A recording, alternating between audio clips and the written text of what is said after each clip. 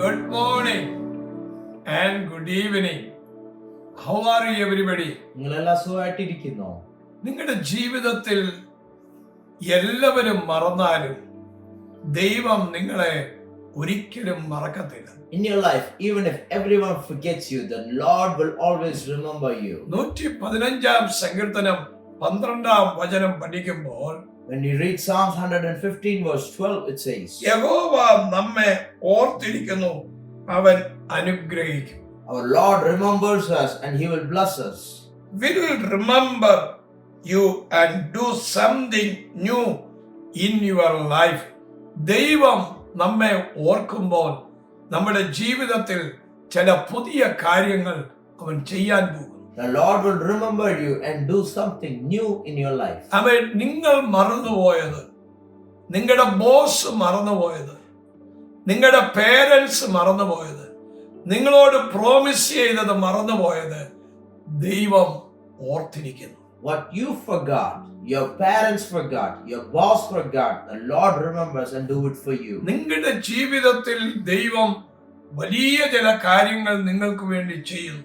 In your life, Lord is doing great things. ആമേൻ. നമ്മുടെ ജീവിതത്തിൽ പ്രശ്നങ്ങൾ വരുമ്പോൾ In our life, when we face problems, നാം ഒളിച്ചോടുകയല്ല വേണ്ടിയത്, we should not hide.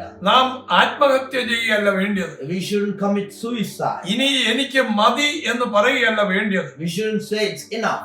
ആമേൻ. ദൈവം നമ്മളോട് ചെയ്ത പ്രോമിസസ് ഓർത്ത് ആമേൻ നാം ദൈവത്തെ സ്തുതിക്കുന്നവരാണ്. We are the people who remember the promises of God and give Him praise. അത് നാം ചെയ്യുമ്പോൾ When we do that, ആമേൻ നമുക്ക് വേണ്ടിയുള്ള ഓരോ വാഗ്ദത്തങ്ങളും ക്രമമായി ഫുൾഫിൽ ചെയ്യുവാൻ ഇടയായിത്തീരും.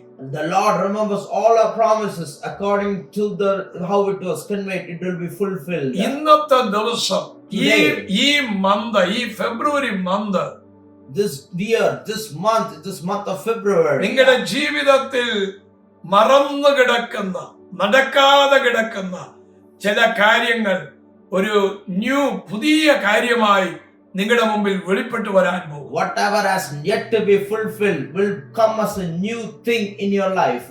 ആമേൻ. ദൈവം നമ്മെ ഓർക്കുന്ന ദൈവമാണ്. Our Lord is a Lord who remembers us. Something new in your life.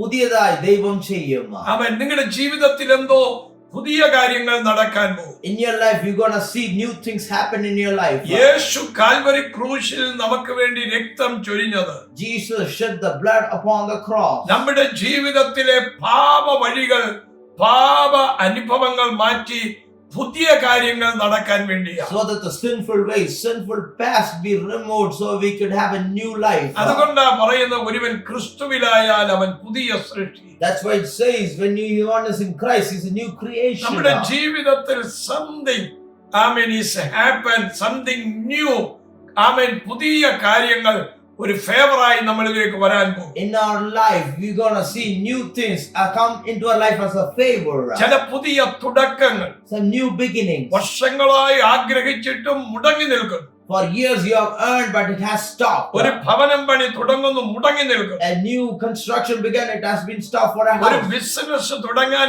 കട എടുത്തിട്ടിരിക്കുന്നു, അത് ബ്ലോക്ക് ആയി You took നിൽക്കുന്നു. a loan out to start a business, but it is stopped. ഒരു വിവാഹത്തിന് വേണ്ടി ഒരുങ്ങുന്നു, ഡിലേ മാത്രം. You're getting ready to be married, but there is delays back to back. എല്ലാം ഒരുങ്ങി വന്നിരിക്കുന്നു. Everything is arranged, അവിടെ കുറെ തടസ്സങ്ങൾ. yet there is blockage. എന്നാൽ വചനം പറയുന്നു, The word of God ഞാൻ says, സകലവും പുതിയതാക്കും, behold, I make everything new. പഴയ കാര്യങ്ങളെല്ലാം എടുത്തു The കളയും, old things are removed. പുതിയ വാതിലുകൾ തുറക്കും. Behold, He will open a new door. ഞാൻ നിങ്ങൾക്ക് വേണ്ടി പ്രാർത്ഥിക്കാൻ പോകും. I'm going to pray for you. ഇന്നത്തെ ദിവസം നിങ്ങളുടെ ലൈഫിൽ അവൻ ഉണ്ടായിരുന്ന ചില ചലഞ്ചസ്, ട്രയൽസ്, ഇതെല്ലാം മാറിപ്പോകും. Today, certain life challenges that you're facing will be removed. നിങ്ങളുടെ ജീവിതത്തിൽ, നിങ്ങളുടെ ഹൃദയത്തിൽ ഒരു ഭാരവുമായി പോയിക്കൊണ്ടിരിക്കുന്നു, ആ ഭാരം ഉരുണ്ടുപോകും. In your life, you are facing some burdens. That burdens are being rolled away. കർത്താവേ, ഈ കേൾക്കുന്ന ജനത്തെ ബ്ലസ് ചെയ്യണമേ. Lord, bless these people who are hearing this. ഇപ്പോൾ തന്നെ അങ്ങയുടെ കരം വയ്ക്കണമേ.